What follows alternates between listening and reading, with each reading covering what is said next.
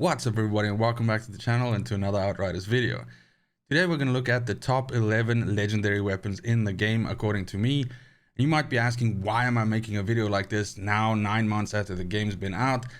And my answer to that is twofold. First of all, I've never actually made a video like this discussing my favorite weapons in the game, either due to the mods or due to the actual weapon itself. But also secondly, there are new players joining this game all the time who are either picking this up through end of year sales or Christmas sales or something like that, and this can serve as an excellent primer to them to basically realize which guns they should keep their eyes out for, and also which ones they should definitely not dismantle if it's a very high damage roll. But if you do find this video useful or you enjoyed it in any way, please do consider giving a like and subbing to the channel, maybe sharing the video with a buddy. It really does help the channel grow, and it just means a whole lot to me. But without any further ado, let's jump right in.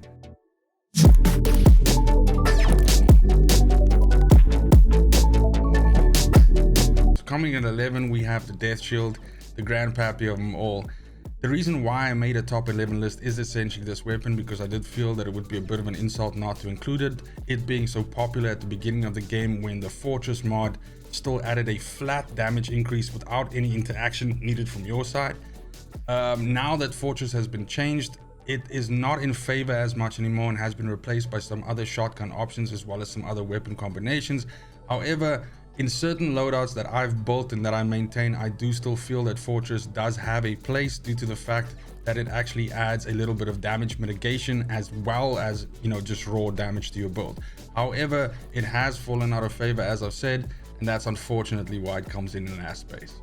Coming in at number 10, we have the only pistol on the list. This is the Torment Agony. And the main reason why we have this on here is because there aren't really any good other pistols to use, and because if you play the Moaning Winds reloading meta, then you would probably use this pistol as your go-to to allow yourself to have another swap weapon to go into. The mod that you leave on here is in actual fact the tier 1 mod called Clip Combustion, because again, this is a reload effect that procs and gives 100k damage to enemies within 5 meter radius, and this can happen every 2 seconds. So oftentimes you replace Judgment Enforcer on here with a copy of Moaning Winds or Radiation Splash.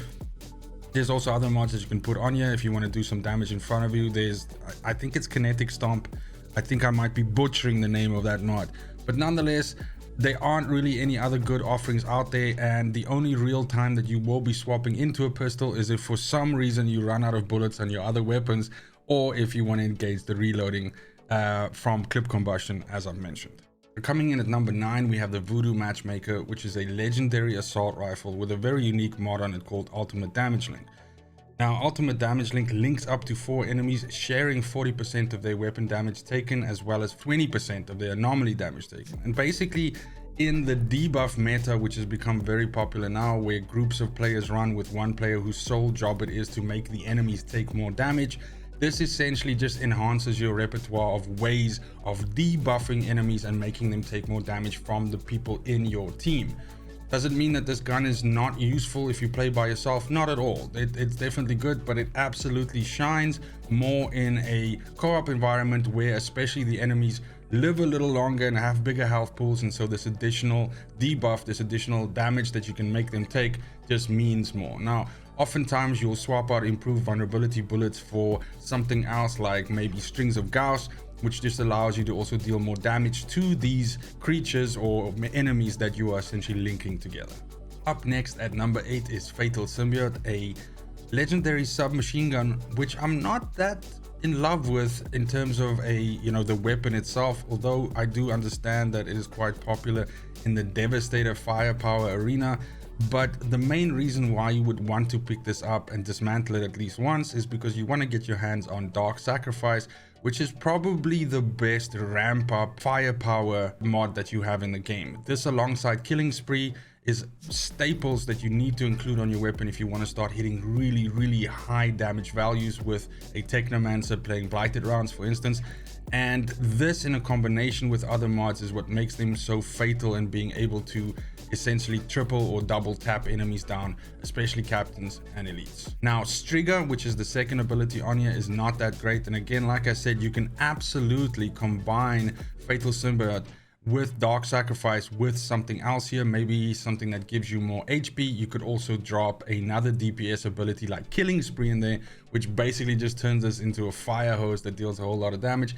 But the main limitation of this weapon is the fact that it's a submachine gun, which means that its range is fairly limited. And as stated here, you can see it says 15 meters, but essentially what this means is that it's really only good in the close to slightly medium range. And a lot of the times, especially if you're playing a firepower build, you tend to play further back. So definitely Technomancer, although I'm sure some people play it differently, Technomancer tends to favor sitting in the background and shooting far away, which is kind of why Technomancers love tactical rifles so much, and that you kind of don't want to be using a submachine gun for, and that's the reason why this is not that popular. So at number 7 we have the Amber Vault. This is a double gun legendary, and this is the reason why I showed you Fatal Symbiont first, and that is because what you can do is you can take the mod from Fatal Symbiont, Dark Sacrifice, and you can go put it on here. So Killing Spree is the tier 3 mod that comes from Amber Vault, and those two together essentially turn this weapon into a ridiculous bullet hose. Now since it's a double gun, it has a fairly large magazine size at 60, and this is definitely an alternative to if you are not a fan of the tactical rifle Technomancer build, for instance, maybe because you're playing on console and so hitting the shots is a little bit more difficult if you have controller drift, then this is a fantastic alternative, and you will be surprised at the amount of damage that this can push out. Now you don't have the pinpoint accuracy with this, and so a lot of the times it makes sense to not even try to crit stuff and just spray them in the body. But Killing Spree and Dark Sacrifice, which are the two main ways in which you ramp up firepower damage on a weapon, together produce fantastic results. And if you haven't tried this combination yet and you like playing bullet techno or any other bullet class for that matter, I fully advise you to give this a try. You will be surprised, as I said, with just how much damage this can push out. At number 6 we have the Guillotine, which is a pump action shotgun of the legendary variety. And I'm not really a fan of this gun at all. Don't get me wrong, I love shotguns in this game, but the pump action shotguns feel kind of icky to me. I don't like them. I do know that this is very popular to some players, but the main reason why you want this, at least once so you can get the mod, is the tier 3 mod that comes in at Radiation Splash. Now, Radiation Splash deals a small explosion of damage, 370k almost, and it inflicts vulnerable to enemies within a 5-meter radius, and this can happen every 6 seconds. Now this is one of the two pieces in what we call the Moaning Winds meta, or the Moaning Winds reload, or the Moaning Winds gimmick to some people, but essentially this is a really important part of it that just elevates the damage of that combo, which features later in this list, unfortunately to some, I'm sure. And so definitely you want to be picking up this up at least once to get access to this mod. Again, like I said, there are players who actually like this, and it certainly is a very good looking shotgun, but as I said, I prefer automatic or just straight shotguns of the narrow variety to a pump action. So as mentioned, at number 5 we have the Anemoi, which is essentially the other half of the Moaning Winds pie. And as you can see here, the tier 3 mod on here is Moaning Winds, and then I've combined it with the Radiation Splash from the Guillotine that we saw before. And this essentially gives you a very good way to reload and deal a lot of damage to everything around you. So just these two mods together, which are almost on the same amount of time in terms of cooldown, can essentially almost push out 1 million worth of damage, plus inflicting vulnerable on everything around you. So this gun, I definitely think it has a love and hate relationship with a lot of people. Some people feel that the effect is very cheap and basically doesn't cost any effort to use, but nonetheless the mod has gone through changes and has been nerfed since New Horizon came out. The only point being that the cooldown was pushed up and added to a global cooldown list, but the damage was essentially almost doubled. So nonetheless, this is still ridiculously strong, and anybody that plays any kind of speed run build will often run this, and then as mentioned earlier on this list, a sidearm that also features a combination of these items. And essentially every 8 seconds you can just shunt out a huge amount of damage, oftentimes ramping up that damage with other mods in your build. Coming at number 4 we have the Inferno Seed, which is a legendary assault rifle, but it is a tactical variant, and so this is a fantastic option to a bullet or firepower techno running blighted rounds that doesn't have access to the DLC tactical rifle or a very well rolled purple tactical rifle. This has Wrath of Moloch as its tier 3 mod, which is not as good as Bone Shrapnel, but still fairly good, especially due to the fact that you are playing a critical shot kind of build in any case, where you want to be hitting stuff in the head or in the critical spots. And when you do, this triggers an explosion which deals 220k damage in a 5-meter radius around where you shot, and it actually sets those enemies on fire as well. Now this can trigger every 3 seconds, which is also good. So this is, as I've mentioned, a very good option for anybody that wants to run a build like that. Usually what you would do is you would replace the second mod, Brain Eater, on here with something like Killing Spree, like for instance what we've seen before already. And so the point is that you could leave Brain Eater on here, which says that critical shots don't consume ammo, if you didn't have another way to reload your weapon. But definitely the point is you want to be stacking on as much damage as possible, and that's usually why you put that or Dark Sacrifice on, for instance. Coming into the top 3 now, we have Absolute Zero, which is a legendary assault rifle. This is a gun that is very good if you pair it with a bullet techno running Borealis, for instance. And that's because of the tier 3 mod on here, Inflicting Freeze on enemies, and this can proc every 1 second. This is an assault rifle, so it has a fairly decent fire rate and clip size, so you can proc this effect many times. And often you can combine that with a great tier 3 mod from one of the other guns we've looked at before on this list, like Dark Sacrifice or Killing Spree, and that's just going to ramp up your damage quite considerably. If you haven't tried this mixture yet alongside something like the Borealis armor on the Technomancer, you might be surprised at just how good this is. But just in general, this is a fantastic CC weapon as well, because the fact when you freeze enemies, they cannot shoot or hit or do any damage to you or your party. And oftentimes this can lock down big bosses that would usually be a problem when they're jumping all over you or hitting you with spells like Brood Mothers and Behemoths. You can at least lock them down quite a few times. Eventually, of course, enemies do build up resistance to this, and you have to, have it fail a couple of times before it applies again. But generally speaking, this is a great way to just CC enemies. And if you're playing solo, this can essentially make a lot of the encounters easy mode. Again, if you combine it with some good mods on your armor, as well as maybe some other abilities that complement this freezing playstyle, like Cold Snap, for instance.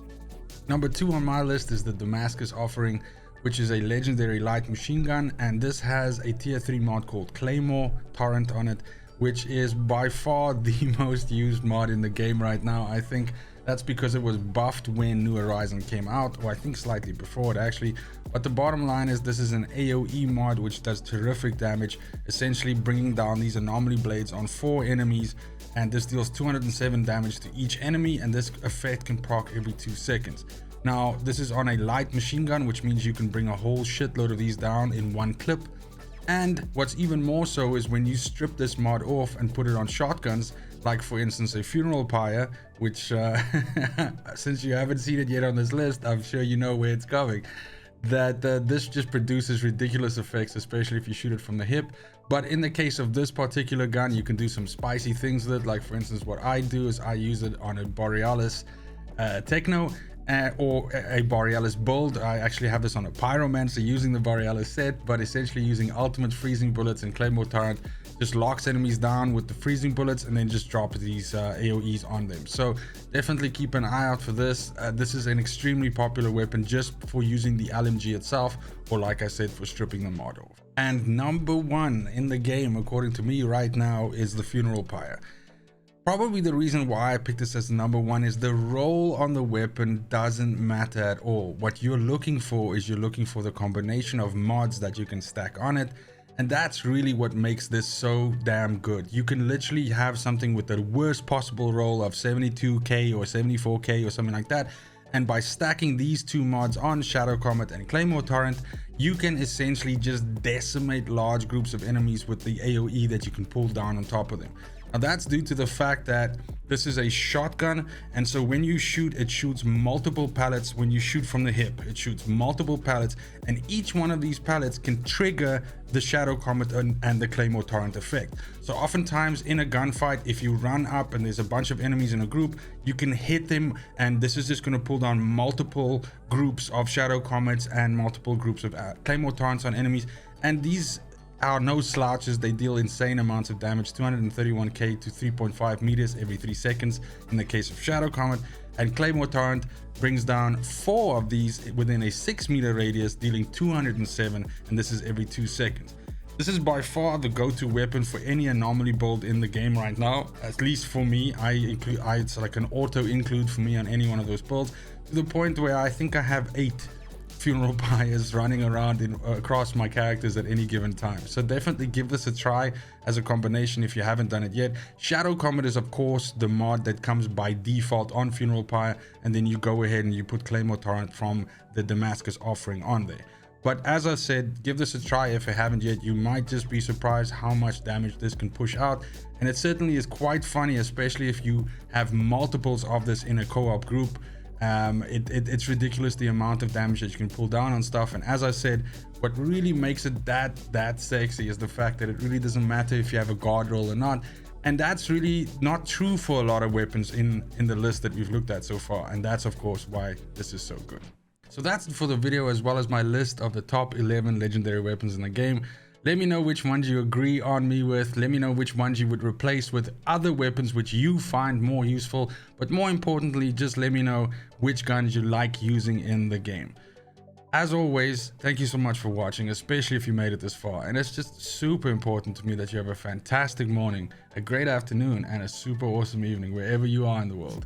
And until next video, fucking cheers. They want the best of me now, best of me now, best of me now, best of me. They want the best of me now, best of me now, best of me now, best of me.